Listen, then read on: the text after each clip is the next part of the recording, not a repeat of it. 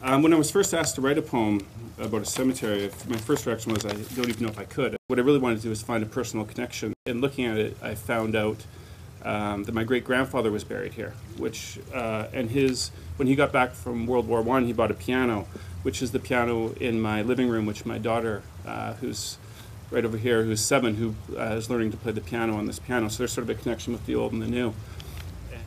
At Lacey Madden's grave, I'm thinking about the Battle of Vimy Ridge and Hannah, Montana, the pop starlet my daughter dreams of in hues of burnt sugar and sass.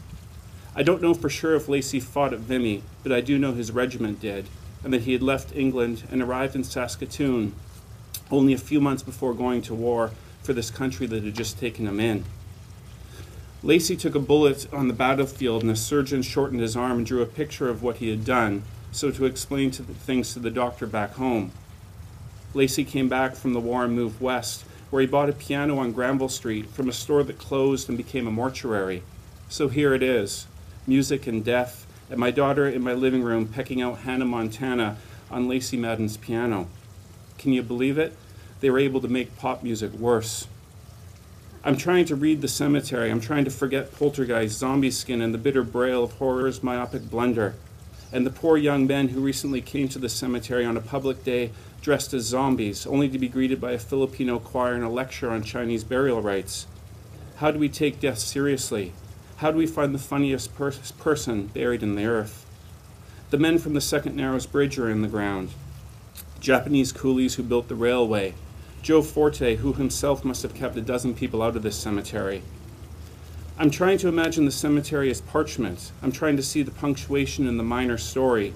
Harry Jerome crossing the finish line in '64, but also the man in the crowd who watched him do it, but whose memories weren't preserved in the molasses of bronze effigy, but are instead kept in a shoebox to be sold on a garage sale 10 blocks south of here on some static Sunday. Or I imagine the veterans whose headstones sat atop rocks, and the man who pulled up these rocks and trucked them down to Stanley Park to set them in the seawall. Where do we connect with the past if not in these acres of peace in the city? This park, the lavender in an infant stream, where marble text knocks our lives down to haiku and sunshine. There is a garden in the heart of the cemetery where thousands of river rocks have been placed. I'm thinking now of the importance of ritual and whether we think we deserve it. Each of the river rocks is a marker for a child to have their name on a stone, whereas until now their life has gone unmarked. How does a death or a life change each stone? A few years ago, a man renovated the top floor of a house in Toronto.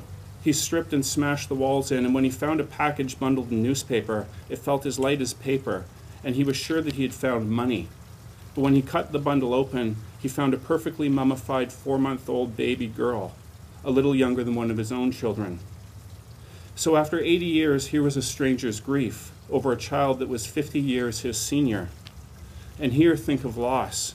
Think of the mother back in the 20s who wrapped her child in newspaper and her husband who plastered that child into the wall.